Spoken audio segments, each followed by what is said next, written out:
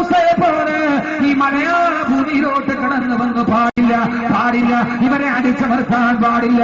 പകൽപൂരിലെയും മീററ്റിലെയും ഭീവണ്ടിയിലെയും കാശ്മീരിലെ പെണ്ണുങ്ങളെ മാനവങ്ങൾ ചെയ്യപ്പെടാൻ പാടില്ല.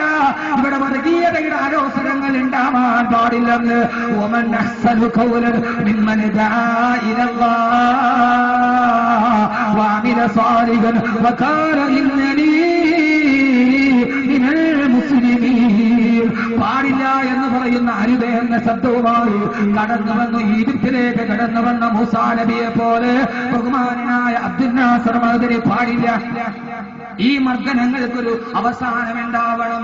അതിനു വേണ്ടിയാണല്ലോ മൂസ വന്നത്. അബൂജഹലിന്റെ പ്രേതം ചെത്തിട്ടില്ല.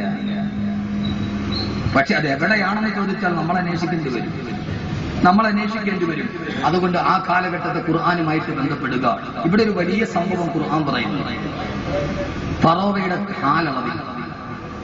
ഫറോവയ്ക്ക് ഹാലളകി ഞാൻ ഭരിച്ചിരുന്ന ഈ സമുദായത്തിൽ എനിക്കെതിരെ വിരലെടുക്കാൻ, ഞാൻ ചെയ്യുന്നത് തെറ്റാണെന്ന് പറയാൻ ആർക്കാണ് ധൈര്യമുള്ളത്? ഫറോവ എന്ത് ചെയ്തെന്നറിയുമോ? സഹോദരങ്ങളെ, മഅ്ദനിക്ക് സംഭവിച്ചത് തന്നെ മൂസയ്ക്ക് സംഭവിച്ചു, അല്ലെങ്കിൽ മൂസയ്ക്ക് സംഭവിച്ചത് മഅ്ദനിക്ക് സംഭവിച്ചു. അലൈഹിമുസ്സലാത്തു വസ്സലാം. ഒന്നുകിലും മൂസാ നബിക്ക് സംഭവിച്ചത് തന്നെ മഅ്ദനിക്ക് സംഭവിച്ചു. എന്താ സംഭവിച്ചത്? ആ സംഭവിച്ചത് വേറെ മറ്റൊന്നുമായിരുന്നില്ല. എന്താണ് സംഭവമെന്ന് ചോദിച്ചാൽ, തന്റെ അധികാരത്തിനെതിരെ, താൻ കൂട്ടുകൂട്ടിയ സാമ്രാജ്യത്വത്തിനെതിരെ ആദ്യമായൊരു മനുഷ്യൻ നടന്നു വരികയും ആ മനുഷ്യൻ തന്റെ നാട്ടിലെ മുഴുവൻ ആളുകളെയും സംഘടിപ്പിക്കുകയും ചെയ്തപ്പോൾ ആ സമയത്താണ് ബഹുമാനപ്പെട്ട കരീമുല്ലാഹി മൂസാ നബി അലൈഹിസ്സലാത്തു വസ്സലാമിനോട് ഫറോവ പറഞ്ഞത്, ഫറോവയുടെ കൊട്ടാരത്തിലേക്ക് പോയി. ചരിത്രം ഞാൻ ആവർത്തിക്കുന്നില്ല. ഫറോവയുടെ കൊട്ടാരത്തിന് മുമ്പിൽ പോയിട്ട് ഫറോവ നീ ചെയ്യുന്നത് ഏറ്റവും വലിയ അക്രമമാണെന്ന് പറഞ്ഞപ്പോൾ ആ സമയത്ത് ഫറോവ ചോദിച്ചു, നീ ആരാണ് പറയാൻ? ഫറോവ ചോദിച്ചു, നീ ആരാണ് പറയാൻ? നീ ആരാ? ഞാൻ എത്രയോ നാളുകൊണ്ട് ഇവിടെ വാണരിടുന്നവനാണ്. അള്ളാഹുവിനെ കുറിച്ച് പറഞ്ഞ മൂസാ നബിയോട് ഫിർഔൻ തന്റെ സാമ്രാജ്യത്തിൽ ഇരുന്നിട്ട് ചോദിച്ചു, ആരാണ് മൂസാ നീ പറയണ അള്ളാഹ്? ആ സമയത്ത് മൂസാ നബി അലൈഹിസ്സലാത്തു വസ്സലാം പറഞ്ഞു, ഞാൻ പറയുന്ന അള്ളാഹ് ആകാശത്തു നിന്നും മഴ വർഷിപ്പിക്കുന്നവനാണ് ഭൂമിയിലേക്ക്. ആ സമയത്ത് പൊട്ടിച്ചിരിച്ചിട്ട് ഫിർഔൻ പറഞ്ഞു, മൂസ എന്നാലും നിന്റെ അള്ളാഹ്ക്ക് മേലെ ഞാനാ. കാരണം എന്താ? ആകാശത്തിൽ നിന്ന് നിന്റെ അള്ളാഹ്ക്ക് മഴ പെയ്യിപ്പിക്കണമെങ്കിൽ ഭൂമി വേണ്ടേ? ഭൂമി ആരുടേതാ? അനല്ലദീ മുൽക്കു മിസ്റ, ഈ ഭൂമി എന്റേതാണ്. നിന്റെ അള്ളാഹ്ക്ക് മഴ പെയ്യിപ്പിക്കണം എന്നോട് ചോദിച്ചിട്ട് വേണോടാ മൂസ ചെയ്യാൻ. അപ്പൊ നിന്റെ അള്ളാഹ്ക്ക് മേലെ ആരാ? ഞാനാണ്. ആ ഫറോവയുടെ വംശം തത്തിട്ടില്ല. ഈ ഭൂമിയിൽ സംസാരിക്കണമെങ്കിൽ ഈ ഭൂമി ഞങ്ങളുടേതാണ്.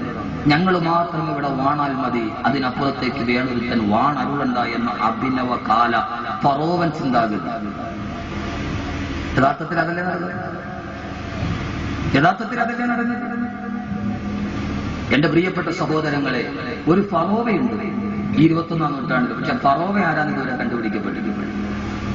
അബ്ദുൽ നാസർ മഅ്ദനിയെ തളയ്ക്കുന്ന, ബുദ്ധിപൂർവ്വം തളയ്ക്കുന്ന ഒരു കേന്ദ്രമുണ്ട്. പക്ഷെ ഫറോവ ആരെന്ന് ഇതുവരെ കണ്ടുപിടിക്കപ്പെട്ടിട്ടില്ല. പലപ്പോഴും അറിയാം, ഒന്നുകിൽ അത് വെളിയിൽ വന്നിട്ടില്ല. ആ ഫറോവയെ കണ്ടെത്തലാണ് നമ്മുടെ ധർമ്മം. പക്ഷെ ഒരു കാര്യം ഉറപ്പ്, ഈ ഫറോവയെ കണ്ടാലുമില്ലെങ്കിലും എന്റെ പൊന്നു സഹോദരങ്ങളെ, മൂസാ നബിയുടെ നേരെ നിന്ന ഫറോവ ചെങ്കടലിലാ മുങ്ങിച്ചെത്തത്. ഈ ഫറോവയും ഒന്നുകിൽ ഏതെങ്കിലും ഒരു അഗാധഘട്ടത്തിൽ മുങ്ങിച്ചാവുകയുള്ളൂ എന്ന് ഉറപ്പ്. ചരിത്രം അങ്ങനെ ആവർത്തിക്കപ്പെടും. ആ ഫറോവയ്ക്ക് ഒരു മാനസാന്തരം ഉണ്ടാവും. ആ ഫറോവയ്ക്ക് ഞാൻ ചെയ്തത് തെറ്റാണെന്ന് മനസ്സിലാകും. പക്ഷെ ഈ ഫിറൗനിനെ പോലും മനസ്സിലുണ്ടായി എല്ലാവർക്കും അറിയാം. അബ്ദുൽ നാസർ മഅ്ദനിയോട് ചെയ്യുന്നത് അനീതിയാണെന്ന് ആർക്കും അറിയാം. പക്ഷേ ഫറോവയ്ക്ക് പോലും അറിയാം മൂസാ നബി പറയുന്നത് സത്യമാണെന്ന്. തങ്ങളുടെ അധികാരം നഷ്ടപ്പെട്ടു പോയാൽ ഫറോവ പറഞ്ഞതായിരുന്നു. പക്ഷേ സഹോദരങ്ങളെ, ഈ ഫറോവിനും ഒരു മാറ്റമുണ്ടായി. ഈ ഫറോവയ്ക്കും ഒരു മാറ്റമുണ്ടായി. എപ്പോഴെന്നറിയോ?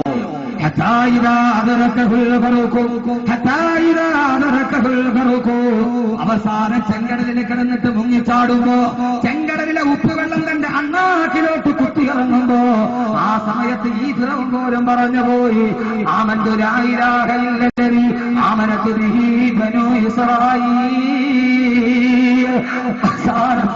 ചെങ്കടലിന്റെ തിരമാലകളിൽ മുങ്ങിച്ചാടുമ്പോ ആ സമയത്ത് ഫിറൗൻ പറഞ്ഞു പോയി, അല്ലാഹുവേ ബനൂ ഇസ്രായീൽ പറഞ്ഞ അല്ലാഹുവിനെ ഞാൻ വിശ്വസിക്കുന്നുവെന്ന്. അബ്ദുൽ നാസർ മഅ്ദനിക്ക് തടവറ തീർത്തവരാരാണെങ്കിലും, ആരുടെയൊക്കെ വല്ലാഹി പടച്ചതമ്പുരാനെ തന്നെയാണ് സത്യം. അവസാനം മരിക്കുന്ന സമയത്ത് ഫറോവ ചെങ്കടലിൽ കിടന്നിട്ട് പിടഞ്ഞു പോയെങ്കിൽ ഒരു പാവപ്പെട്ട മനുഷ്യന് ഇത്രയേറെ ക്രൂരതയ്ക്ക് വിധേയമാക്കിയ അഭിനവകാര ഫറോവമാർ അവസാനം മരിക്കുന്ന സമയത്ത് പിടഞ്ഞേ മരിക്കുകയുള്ളൂ.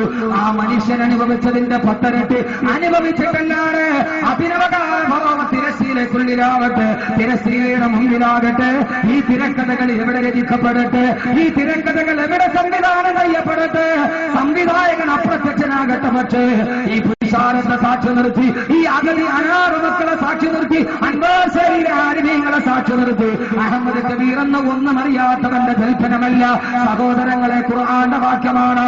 ഈ അഭിനവകാല ഫറോവമാര് ചെങ്കടലിൽ ഉപ്പുവെള്ളം അണ്ണാക്കിൽ കുത്തിയപ്പോ ഫറോവയ്ക്ക് വരെ മാനസാന്തരമുണ്ടായി. ഇൻഷാ അല്ലാഹ് പറയും, മരണക്കിടക്കയിൽ പരങ്കട്ടിൽ കിടന്നിട്ട് പുഴുവിനെ പോലെ പിടയുമ്പോ ആ സമയത്ത് കൈകാലിക്കടിച്ചിട്ട് പറയും, ഒരു നിരപരാധിയായ മനുഷ്യന് ഞങ്ങളെ ചെയ്തൊരുക്കിയ ക്രൂരതയുടെ പ്രതിഫലമാണിതെന്ന്. ഒരു പാവപ്പെട്ട ഭാര്യയുടെ ആരും അറിയാതെ 10-12 വർഷം ഭർത്താവിനെ അറിയാതെ ജയിലറക്കുള്ളിൽ നിൽക്കുന്ന ഭർത്താവിനെ ഓർത്ത് ഒരു പാവപ്പെട്ട ഭാര്യയുടെ കണ്ണുനീരിന്റെ ഫലമാണിതെന്ന്. ഇറങ്ങിപ്പോകുമ്പോൾ വലത്തെ കവിളിൽ കെട്ടിപ്പിടിച്ചു മുത്തം കൊടുത്ത ഒരു പൊന്നുമോന്റെ കണ്ണുനീരിന്റെ പ്രതിഫലമാണിതെന്ന്. ഈ തിരക്കഥയുടെ പിന്നിൽ ആരുമാകട്ടെ സൂറത്തുൽ ഖസസാണ് പറയുന്നത്, വല്ലാഹി എന്നെയും നിങ്ങളെയും ഈ പച്ചമണ്ണിൽ നിന്ന് പടച്ചെടുത്ത പടച്ചതമ്പുരാനെ തന്നെയാണ് സത്യം. ദുനിയാവിന്റെ കോടതിയിൽ അവർ ശിക്ഷിക്കപ്പെടില്ലായിരിക്കാം.